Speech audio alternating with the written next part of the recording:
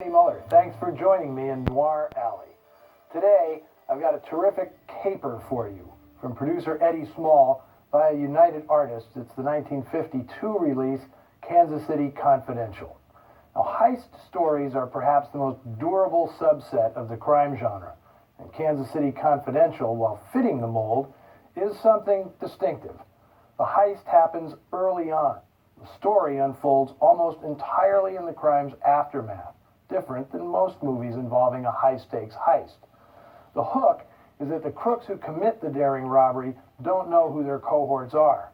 The mastermind has arranged for everyone to wear masks, hiding their identities. That way nobody can pull a double-cross. The plan also calls for a fall guy, so the perps have time to escape. The sap is played by John Payne in classic noir fashion, a bitter World War II vet and paroled jailbird trying to keep his nose clean as a driver for a Kansas City florist. All right, Ralph, you want it the hard way. I can fix that, too. You've got 20 years staring you right in the face. What do you want me to say, that I did it? After getting worked over by the cops, Payne takes matters into his own hands, tracking down the guys who framed him. They reunite months later at a Mexican fishing resort to divvy the loot.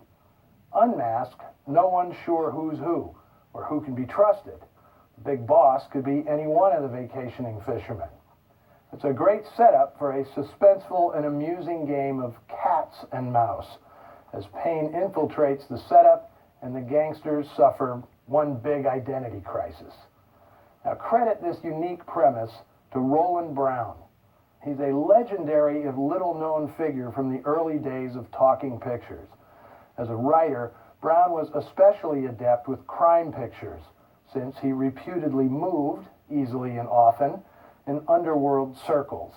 The three pre-code movies he wrote and directed, Quick Millions, Hell's Highway, and Blood Money, made in a splurge of creativity between 1931 and 33, are unique for their time, featuring a laissez-faire attitude toward crime and a brazen, if elliptical, style of storytelling that now seems years ahead of its time.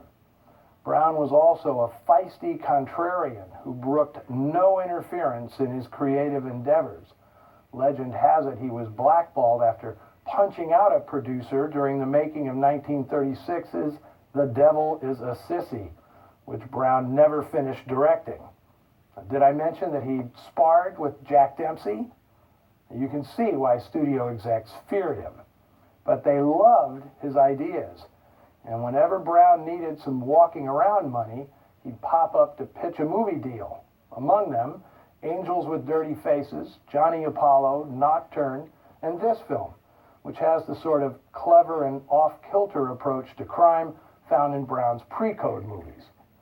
In Brown's film, the savvy and style of the crooked characters more than the plots is what made them memorable, which is true of all the best capers. Now, the Kansas City Confidential gang fits right in. These guys are motley enough to earn a special place in Noir Alley's den of iniquity. There's skittish Pete Harris, played by Jack Elam, who strolled into the movie business after managing the Bel Air Hotel in Beverly Hills. Elam lost sight in his left eye after a childhood dust-up, and the resulting wall-eyed stare gave his silly putty mug a uniqueness that kept him employed for decades. Who else figures into this besides me? You ask too many questions. And I'm not getting any answers. I'd like to know who I work with, when we make a split, and who I take my orders from. Get out of here. Then there's chunky, thuggish Boyd Kane, played by Neville Brant, who has a face that makes Charles Bronson look like Cary Grant. Brand reached the heights of his popularity playing Al Capone on the series The Untouchables. In reality, the actor was as far from a callow crook as you could get. He was the fourth most decorated soldier of World War II. Now, Tony, the sleekest of this sleazy crew, is played by Lee Van Cleef, the reedy, beak-nosed former accountant knocked around Hollywood as a henchman and saddle tramp for 15 years before Sergio Leone made him an international star, casting him alongside fellow squinter Clint Eastwood in For a Few Dollars More and The Good, the Bad, and the Ugly.